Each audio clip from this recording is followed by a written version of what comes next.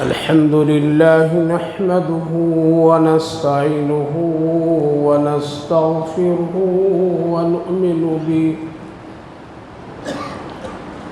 ونتوكل عليه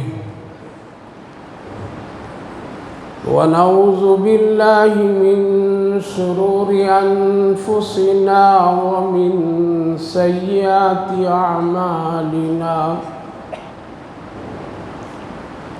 من يهده الله فلا مضل له ومن يضلله فلا هادي له ونشهد أن لا إله إلا الله وحده لا شريك له ونشهد أن سيدنا ونبينا وحبيبنا ومولانا محمدا عبده ورسوله وصلى الله تعالى عليه وعلى آله وأصحابه أجمعين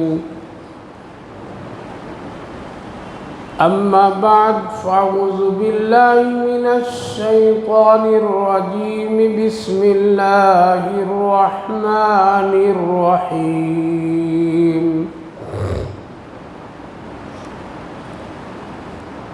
يا أيها الإنسان إنك كادح إلى ربك كدحا فملاقيه صدق الله العظيم وصدق رسوله النبي الكريم ونحن على ذلك لمن الشاهدين والشاكرين والحمد لله رب العالمين۔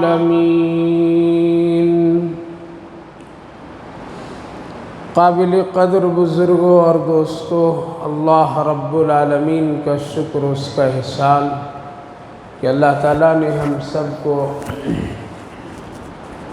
ربیع الاول کا یہ پہلا جمعہ عطا فرمایا۔ اللہ تعالیٰ اس مہینے کو ہم سب کے لیے خیر و عافیت کا ذریعہ بنائے، زیادہ سے زیادہ نیکیوں کی توفیق، سنت پر عمل کرنے کی توفیق عطا فرمائے۔ بھائیو اور بزرگوں، اللہ تعالیٰ نے اس دنیا میں ہم سب کو بھیجا ہے اور ایک بہت ہی پیاری سی آیت اور بہت ہی خوبصورت آیت میں ہم سب کو ایک بہت ہی جامع بات بتا دی ہے۔ کس لیے بھیجا ہوں، کیا کرنا ہے اس دنیا میں، کیسے رہنا ہے اور ہمارے تک کیسے آنا ہے، ملنا کیسے ہے اللہ سے۔ اللہ نے ایک چھوٹی سی آیت میں بتا دیا، جس سے معلوم ہوتا ہے کہ ملنا ہے، طے ہے، اس میں کوئی شک نہیں۔ اگر کوئی مسلمان یہ شک کرتا ہو کہ اللہ سے ہم کو مرنے کے بعد ملاقات نہیں کرنی ہے اور نہیں ہوگی، تو مسلمان نہیں ہو سکتا، اس لیے کہ یہ عقیدے سے تعلق ہے اور اللہ نے بہت مرتبہ اس کو فرمایا ہے۔ قرآن کریم میں کئی جگہوں پہ وَإِلَيْهِ تُرْجَعُونَ وَإِلَيْهِ يُرْجَعُونَ، میری طرف لوٹ کر کے آؤ گے، آنا ہے تم کو، چاہو یا نہ چاہو، جیسے تمہاری مرضی نہیں تھی اور ہم نے دنیا میں بھیج دیا۔ آنے سے پہلے ہماری اور آپ کی مرضی چلی؟ ماں باپ کی مرضی چلی، کسی رشتہ دار کی مرضی چلی؟ نہیں۔ اگر مرضی کسی کی چلتی، اپنی چلتی، ماں باپ کی چلتی، تو جس طرح سے ہماری اس دنیا میں پسند ناپسند کی چیزیں ہوتی ہیں، جو چیز ہم کو پسند آتی ہے اس کو ہم اختیار کرتے ہیں، جو چیز پسند نہیں آتی ہے اس کو ہم چھوڑ دیتے ہیں۔ ایسا ہی آنے میں بھی ہمارا پسند اور ناپسند کا دخل یا ہماری قدرت ہوتی تو ہر ایک انسان غریب کے ہاں آنا پسند نہیں کرتا، مالدار کے ہاں آنا پسند کرتا، خوبصورت بن کر کے آنا پسند کرتا، بڑے عیش و آرام والی جگہوں کو پسند کرتا، عیش اور بہت ہی خوبصورت شہر اور ملک کو پسند کرتا۔ پتہ چلا کسی کو کوئی آنے میں دخل نہیں ہے تو جانے میں بھی کسی کی مرضی کا کوئی دخل نہیں۔ کیسے جانا ہے اور کیسے رہنا ہے اس آیت کریمہ میں اللہ رب العالمین نے بتایا۔ یا ایھا الانسان انک کادح الی ربک کدحا فملاقہ، اے انسانوں تم کو بہت محنت کرنی ہے، سہ کر کے اس دنیا میں تجھے محنت کرنی ہے، تکلیف اٹھا اٹھا کر کے تجھے محنت کرنی ہے، خوب کرنی ہے، تھوڑی بھی نہیں، خوب کرنی ہے۔ قدحا فملاقہ، قادح خوب کرنی ہے، ایسے نہیں کہ ہلکی پھلکی، قدحا فملاقہ پھر ہماری تیری ملاقات ہوگی۔ تو ہمارے تک آنے کے لیے اللہ فرما رہا ہے، ہمارے تک آنے کے لیے، ہم سے ملنے کے لیے تم کو بہت محنت کرنی پڑے گی۔ اب ملنے کی دو شکل ہے، نیک بن کر کے ملیے یا گنہگار برے بن کر کے ملیے، لیکن دونوں کا ملنا طے۔ اس آیت کریمہ میں اللہ نے فرق نہیں کیا کہ صرف نیک لوگوں سے ملوں گا، برے لوگوں سے نہیں ملوں گا، نمازیوں سے ملوں گا، بے نمازیوں سے نہیں ملوں گا، مالداروں سے ملوں گا، غریبوں سے نہیں ملوں گا، ایسا نہیں کہ عالم سے ملوں گا، غیر عالم سے نہیں ملوں گا، سب سے ملوں گا اور سب کو ملنا ہے۔ تو میرے ملاقات میں بڑی مشقت ہے، محنت ہے، جستجو ہے، اور ایک ہی مرتبہ نہیں بلکہ رک رک کر کے تجھے محنت کرنی پڑے گی، رک رک کر کے سہ کر کے تجھے زندگی گزارنی پڑے گی۔ ہمارے سے ملنے پر اگر تمہارا ایمان ہے تو تم کو بہت ساری مشکلات کا سامنا کرنا پڑے گا، اپنی مرضی سے تم کو چلنا نہیں پڑے گا اگر اچھی ملاقات چاہتے ہو، اور اگر تم مجھ سے ناراض والی ملاقات چاہتے ہو تو تم اپنی مرضی سے گزارو، تب بھی تم کو ملنا ہے اور آنا ہے۔ چاہے ہم اور آپ نیکی کا کام کریں یا گناہ کا کام کریں، دونوں میں محنت ہے، محنت ہے یا نہیں؟ اس دنیا کو اللہ نے محنت کی جگہ بنائی ہے، عیش اور آرام سے پلنے کی جگہ خصوصاً ایمان والوں کے لیے نہیں بنائی ہے۔ لہذا گناہ اگر آدمی کرتا ہے تب بھی اس کو گناہ کے لیے محنت کرنی پڑتی ہے، نیکی آدمی کرتا ہے تب بھی اس کو نیکی کے کام کے لیے محنت کرنی پڑتی ہے۔ ایسا نہیں کہ نیکی بھی فری آ جائے اور گناہ بھی آسانی سے ہو جائے۔ گناہ کے راستے بہت آسان ہیں، لیکن اس گناہ کے راستے تو طے کرنا، اس میں بھی مشکلات ہیں، اس میں بھی کچھ رکاوٹیں ہیں۔ ان رکاوٹوں کو پار کر کے آدمی گناہ کی لذت حاصل کرتا ہے اور گناہ کے دور سے وہ گزرتا ہے۔ نیکی بھی بہت آسان ہے، لیکن اس نیکی کے راستے اور منزل تک پہنچنے کے لیے انسان کو بہت جتن کٹھن اٹھانی پڑتی ہے۔ بہت سارے حالات سے ان کو گزرنا پڑتا ہے۔ ایک آدمی کو اگر چوری کرنی ہے تو ایسے آسانی سے نہیں ہو جاتی چوری، اس کو بھی محنت کرنی پڑتی ہے۔ وہ سوچتا ہے کوئی دیکھے نہیں، رات میں چھپ چھپ کر کے، بھیس بدل کر کے، شکلیں بدل کر کے، چھپ چھپا کر کے، جان کو خطرے میں دے کر کے، تب جا کر کے وہ یہ کام کرتا ہے۔ ایسا نہیں کہ بیٹھے بیٹھا ہے ہو جاتا ہے اس کا۔ ایک آدمی کو اگر زنا بھی کرنا ہے تب بھی اس کے پیچھے اس کو بہت محنت کرنی پڑتی ہے۔ ایسا نہیں کہ بالکل ہاتھ ڈالے کام ہو جائے، اس کے لیے بھی بہت سارے حربے اختیار کرنے پڑتے ہیں، شکلیں اختیار کرنی پڑتی ہے، بہت سارے جان مال اس کو لٹانا پڑتا ہے، تب کہیں جا کر کے اس گناہ کی لذت وہ حاصل کرتا ہے۔ تو گناہ کے راستے میں بھی مشقت اور نیکی کے راستے میں بھی مشقت۔ اور پھر اللہ رب العالمین نے فرمایا ہم نے تم کو بہت کمزور بھی بنایا ہے۔ دنیاوی طاقت کی بنیاد پر تم کبھی غرور اور گھمنڈ نہیں کرنا۔ ہم تمہاری دنیاوی طاقت کو نہ دیکھیں گے اور نہ ہمیں اس سے کوئی سروکار ہے۔ مثلاً ایک آدمی کا بہت بڑا گھر ہے، ایک آدمی کو ایک نہیں 10 20 50 100 گاڑیاں ہیں، صبح و شام و عیش مستی میں رہتا ہے، خوب دولت کا انبار ہے، لیکن اللہ کے یہاں اس کی کوئی قدر نہیں، کوئی انسان کا وزن نہیں۔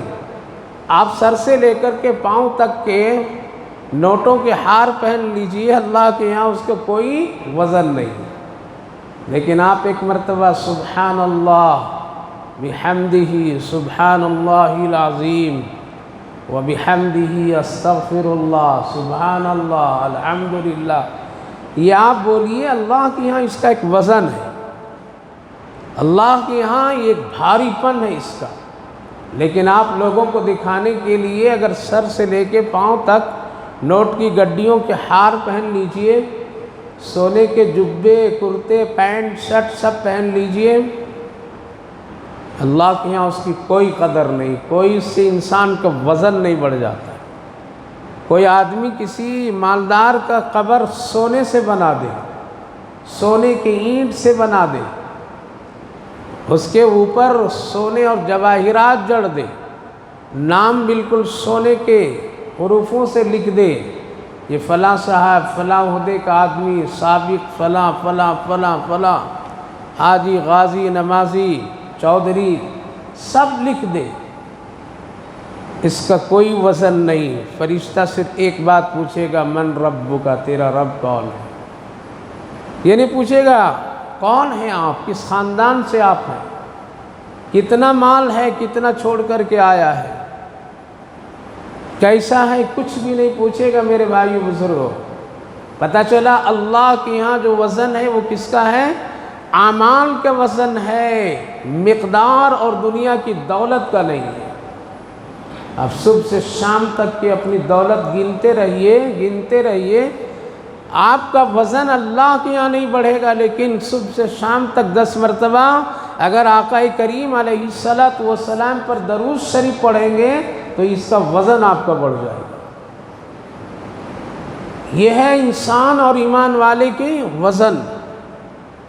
تو اللہ رب العالمین نے ارشاد فرمایا کہ اے انسانوں، چاہے تم جس حال میں بھی دنیا میں رہو، تم کو محنت کرنی پڑے گی، بغیر محنت و مشقت کے ہم سے ملنا تمہارا نہیں ہو سکتا ہے، تم کو ملنا ہے، ضرور ملنا ہے، بھولنا نہیں۔ بار بار اللہ فرماتا ہے ملاقات بالکل ضروری ہے، الیہ ترجعون و الیہ یرجعون، تمہارا کچھ بھی نہیں چلے گا میری ملاقات کے وقت میں۔ وَلَقَدْ جِئْتُمُونَا فُرَادَىٰ كَمَا خَلَقْنَاكُمْ أَوَّلَ مَرَّةٍ، ایسے ہی اٹھا کر کے لے آؤں گا تجھے تیرے محل سے، تیرے گھر سے، تیری دکان سے، تیرے محفلوں مجلسوں سے، جیسے تجھے میں نے خالی پاؤں بھیجا تھا اسی طرح خالی پاؤں بلا لوں گا۔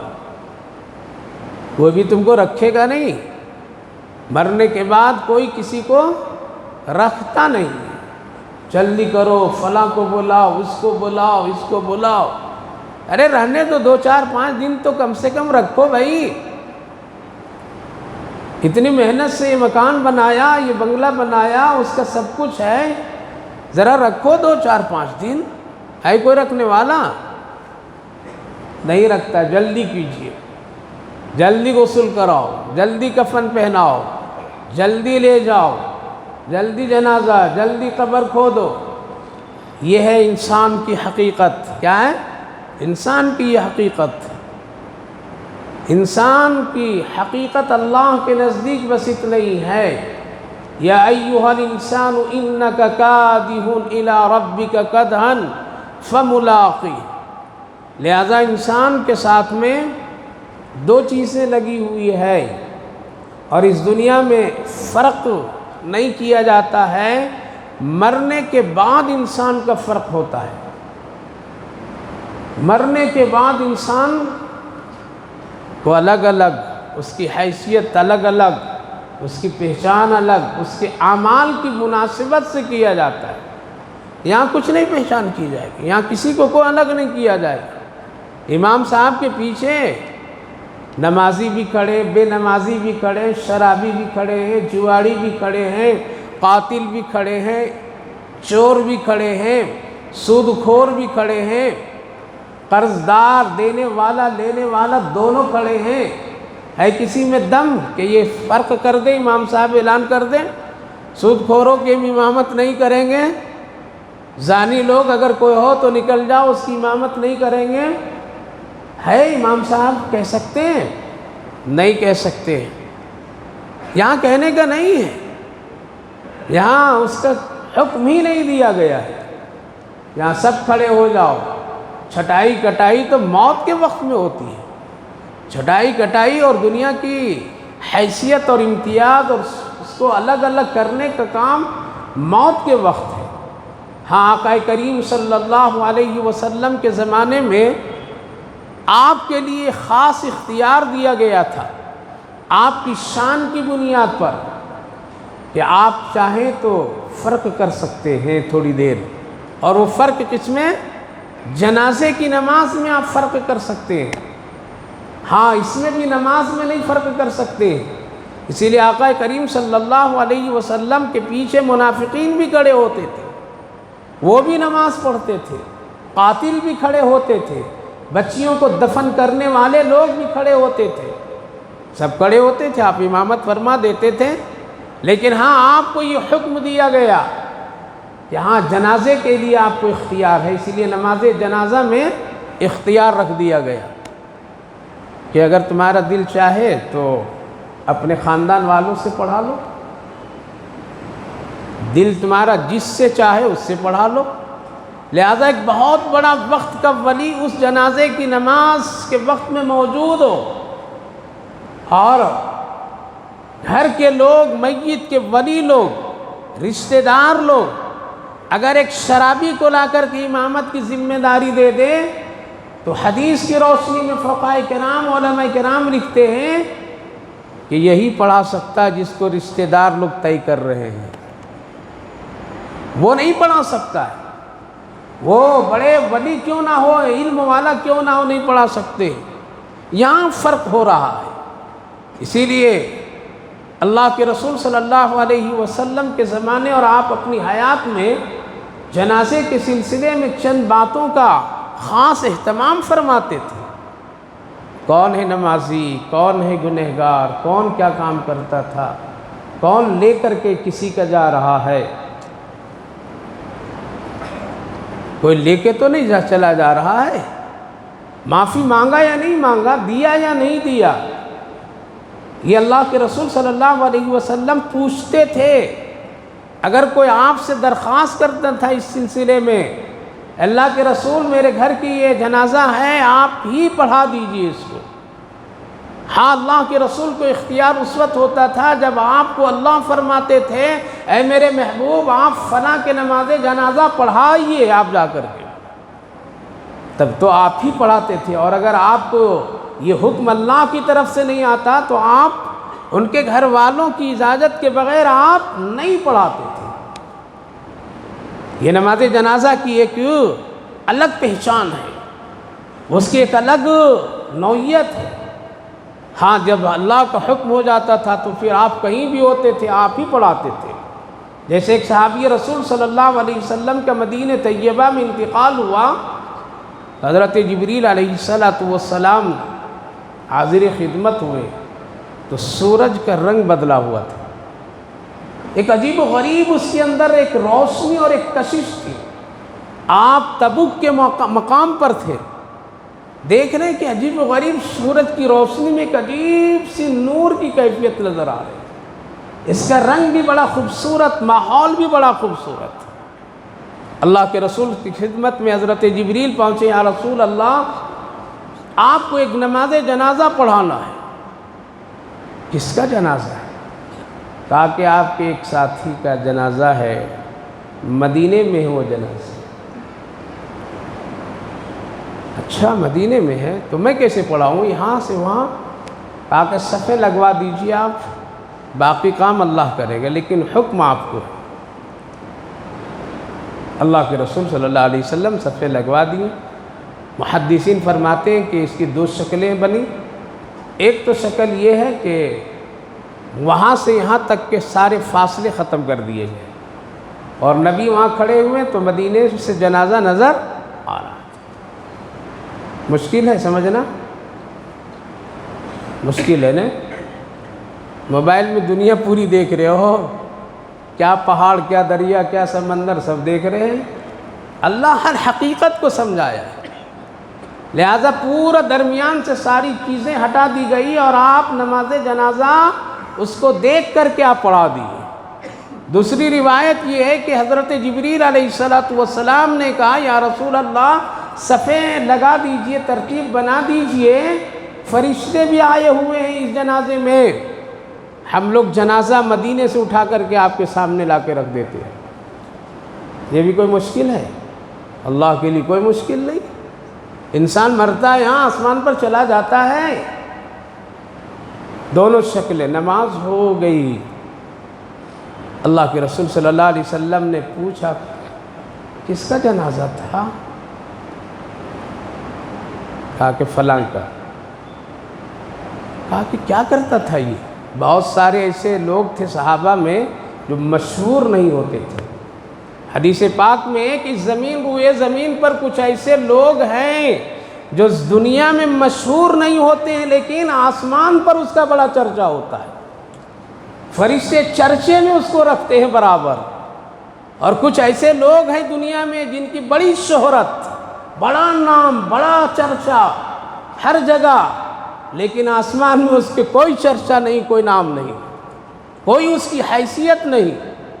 دوسری جگہ ایک روایت میں ہے کہ بہت سارے ایسے دنیا میں گھر ہیں جو آسمان والے فرشتوں کو وہ گھر اس طرح نظر آتے ہیں جیسے زمین والوں کو آسمان کے ستارے نظر آتے ہیں.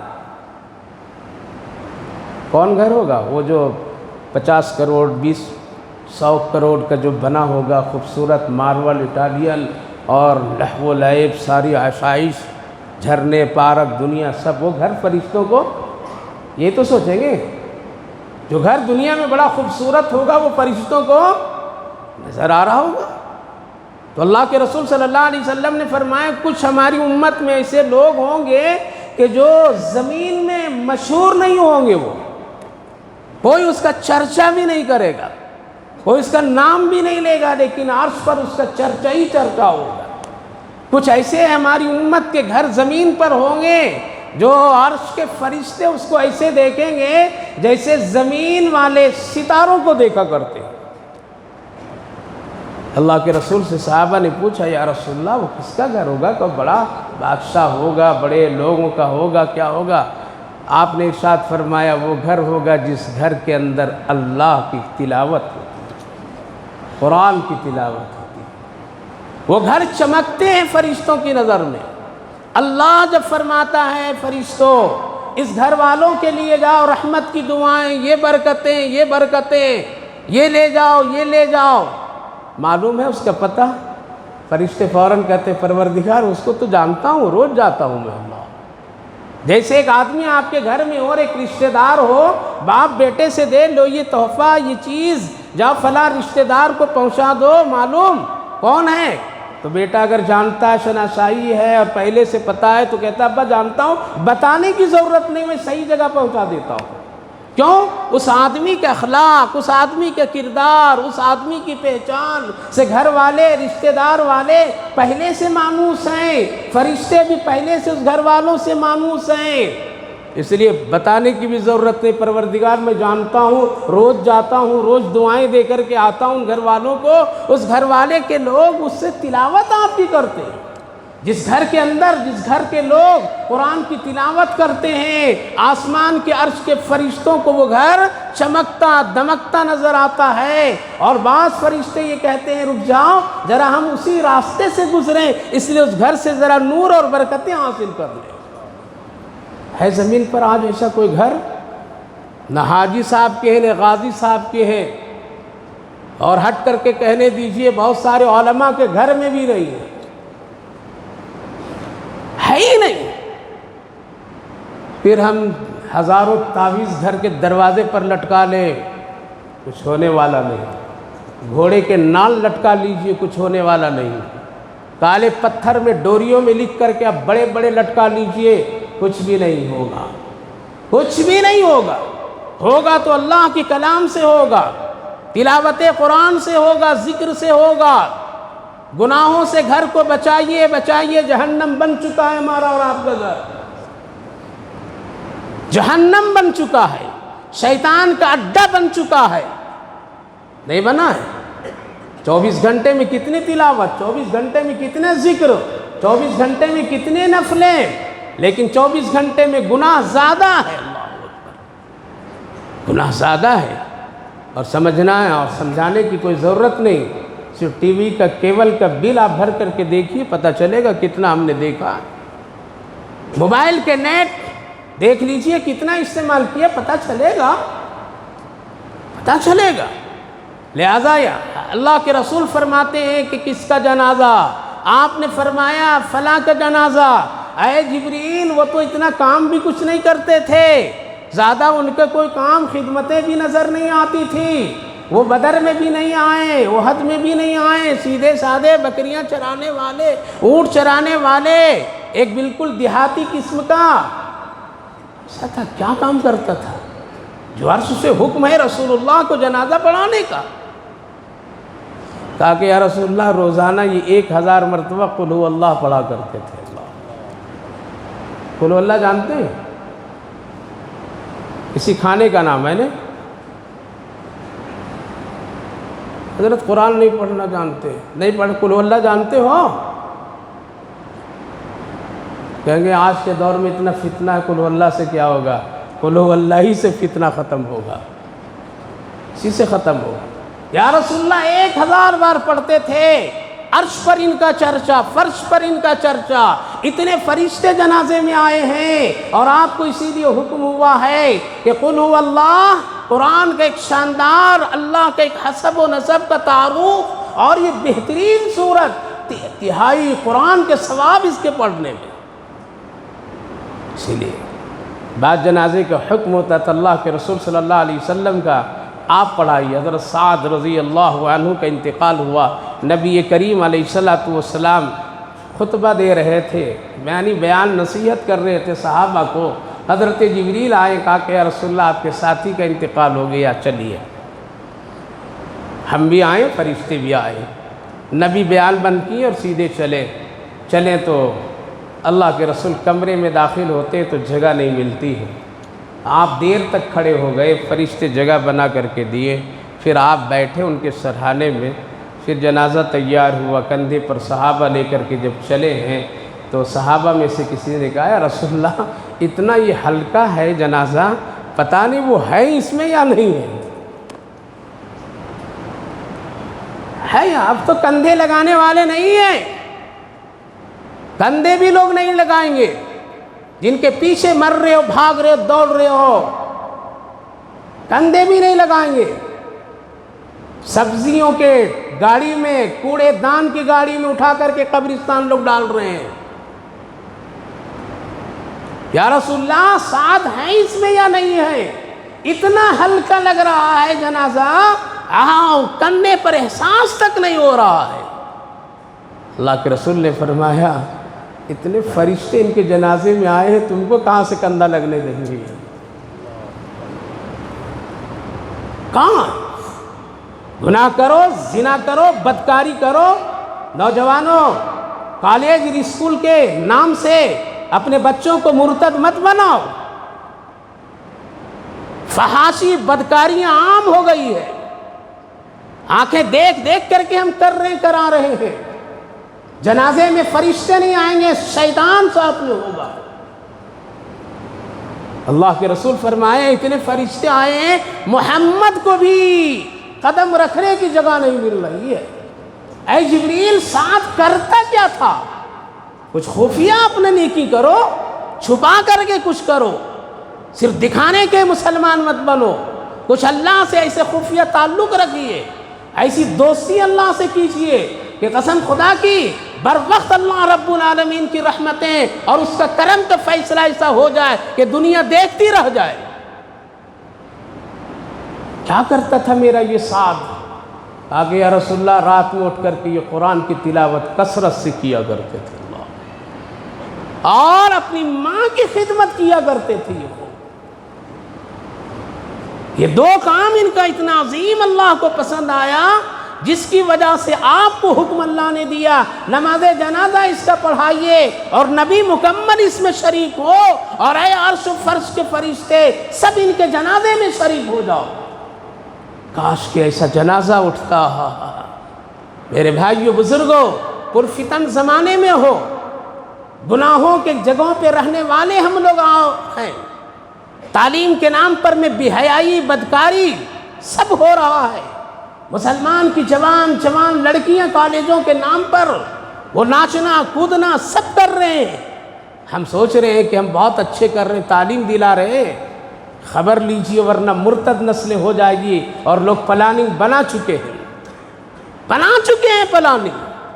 آج کی بیہودہ قسم کے کالج میں پڑھنے والے لڑکے اور لڑکیاں اس قدر دین کو چھوڑ کر کے آوارہ ہو رہے ہیں۔ اگر خدا نخواستہ کو خیر خواہ مسلمان اس کو سمجھانے کے لیے آگے بڑھتا ہے تو آج کا جواب یہ ملتا ہے، تجھے کیا مطلب میرے زندگی سے لینے دینے سے؟ اللہ، ماں باپ کو بھی لوگ یہ کہتے ہیں آپ کو کیا مطلب ہے، ہم ہوشیار ہیں، ہم چالاک ہیں، ہم جو چاہیں کر لیں۔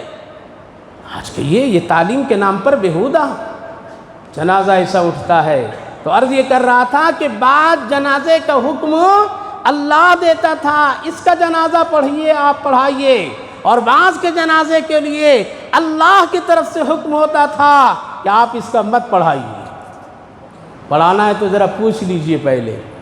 ان میں سے ایک مسئلہ ہوتا تھا نمازی بے نمازی کا بھی، ایک مسئلہ ہوتا تھا قرض کا، حقوق اللہ کا بھی، حقوق العباد کا بھی۔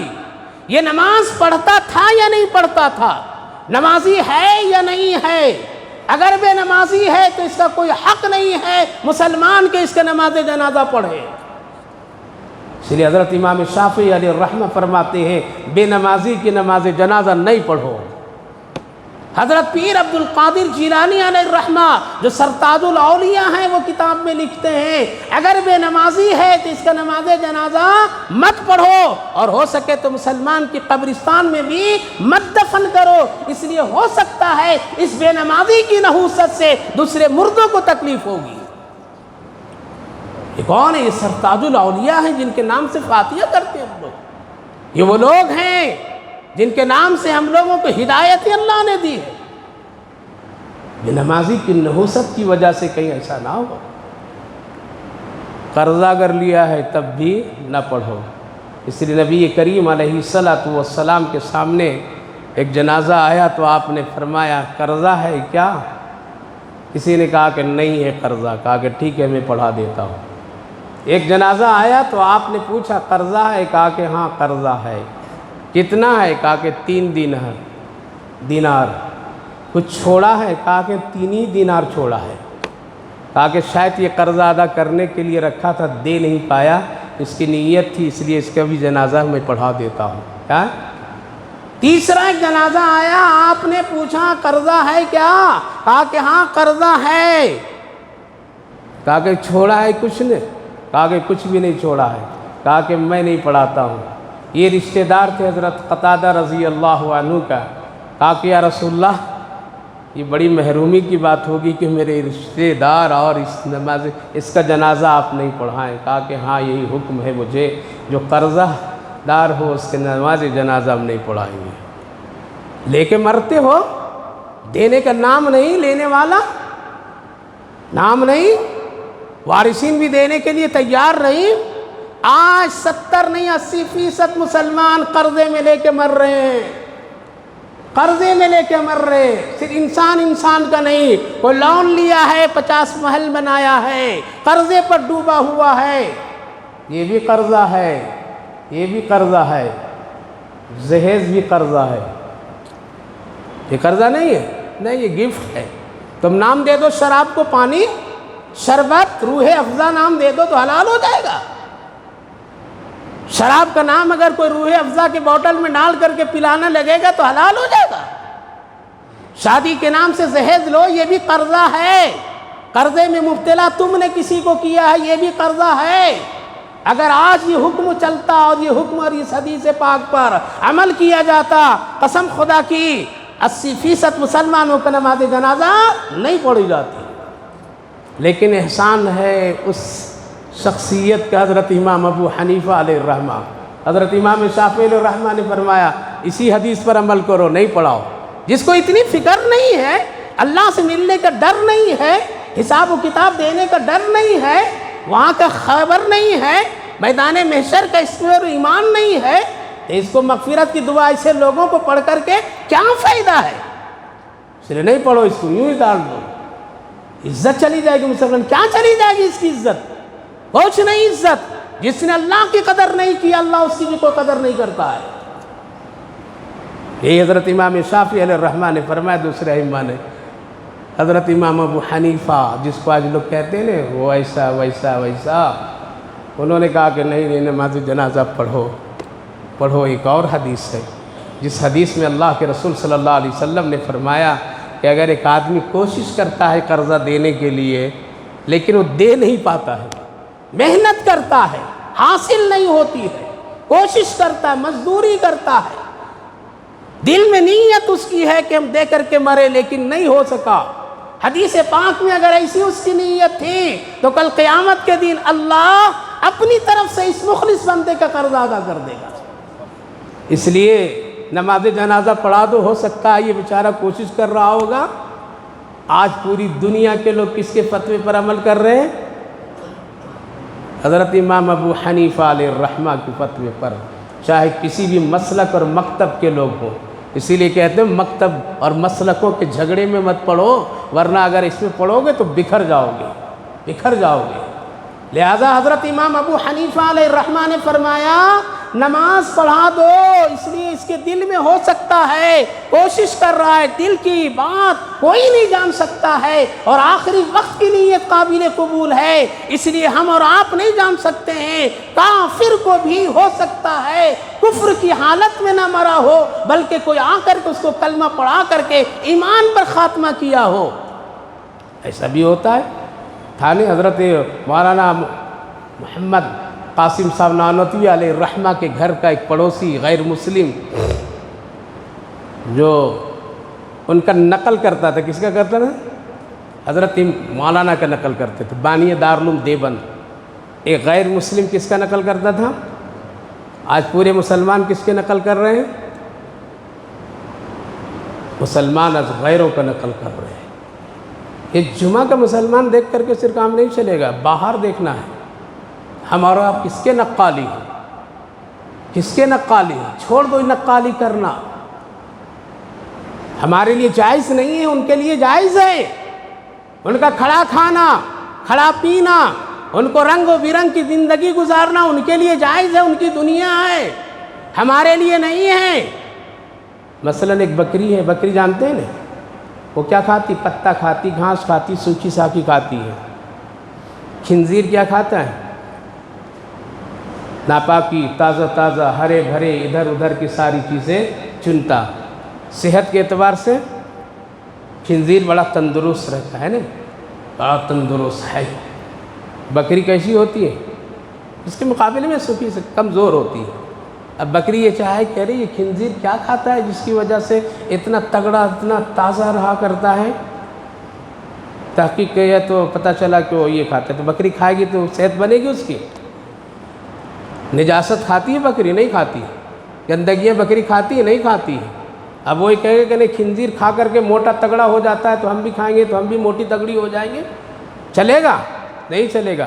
بکری کے لیے وہ غذا نہیں ہے اور خنزیر کے لیے یہ غذا نہیں ہے۔ بکری کے لیے یہ غذا حلال ہے، اس کے لیے صحت کے لیے مفید ہے۔ اسی طرح میرے دوستوں، نوجوانوں، بزرگوں، اگر ہے ایمان اور ایمان میں مرنا چاہتے ہو، اللہ کے رسول کی شفاعت چاہتے ہیں، نقالی کرنا چھوڑ دیجئے، خود بھی چھوڑیے، بچوں کو بچائیے۔ بچائیے نہیں تو مرتد ہونے میں کوئی دیر نہیں ہے۔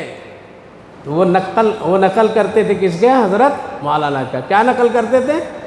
صرف سننے کا نقل کرتے تھے۔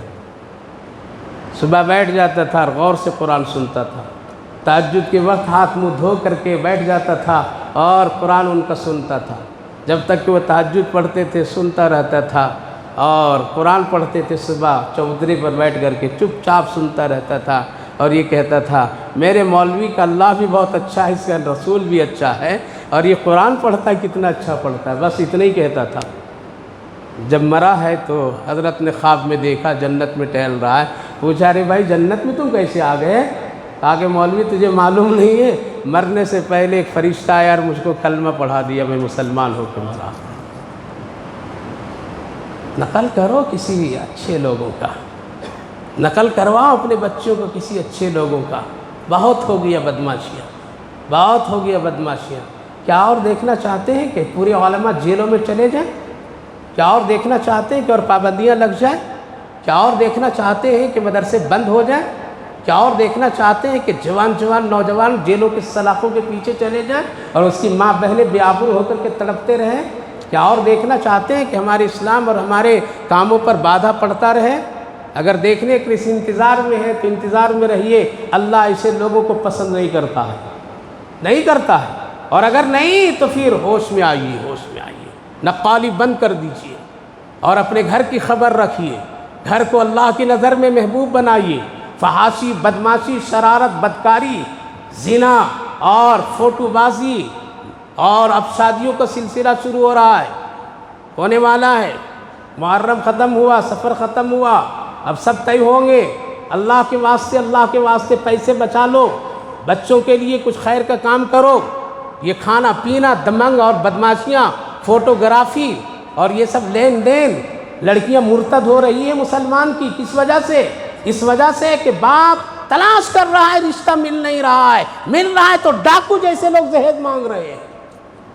بیٹی باپ تو رو رو کر کے رات میں دیکھتی ہے تو رہ نہیں پاتی ہے، پھر کسی غیر کے ہاتھ چڑھتی ہے اور وہ کہتا ہے تمہارے یہاں ایسا ہے، جہیز میں تم ایسے پریشان ہوگی، آؤ 100 روپیہ کے ایک پیپر بناتے ہیں، کورٹ مرج کرتے تم کو بیوی بنا کر کے رکھ لیتے ہیں، مسلمان لڑکی لڑک کر کے چلی جاتی ہے۔ کون ذمہ دار؟ پیسہ ہے تیرے پاس تو لٹانے کے لیے نہیں۔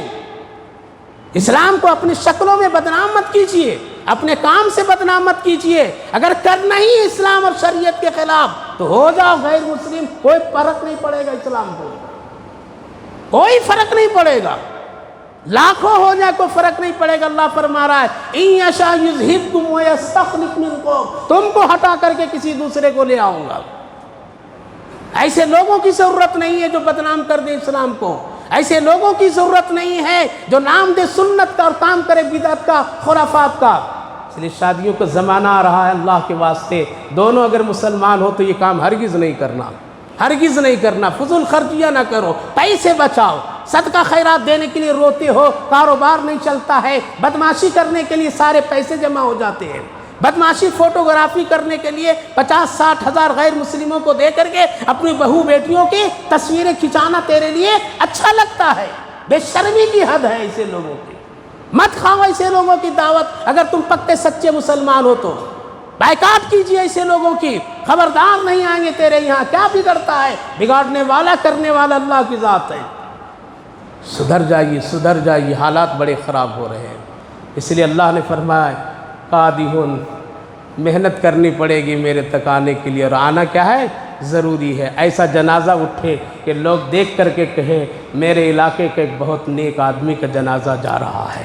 ایسا نہ ہو کہ کوئی کہہ دے یہ بدماش کا جنازہ ٹھیک ہے جا رہا ہے اور یہ جا رہا ہے تو عافیت ہے۔ ایسا نہ بنو، ایسی شکلیں نہ بناؤ، اپنے گھر کو ایسا بناؤ کہ فرشتے کو پوچھنا نہ پڑے اللہ یہ تیرا بندہ اور تیرے بندے کا گھر کہاں ہے، بلکہ وہ روز سلام کر کے تیرے گھر سے جائے۔ ایسا گھر بنائیے میرے بھائیوں، بزرگوں، نوجوانوں، تم سے بڑی امیدیں ہیں، بڑی امیدیں ہیں، بڑی امیدیں ہیں۔ اگر نہیں کرو گے تو آج حال جو ہے اللہ اکبر اللہ اکبر۔ گٹکا مت کھاؤ، گال سب کے پچک گئے ہیں 20 سال کے نوجوانوں کا، شکلیں نہیں لگتی کہ مسلمان کا بچہ ہے۔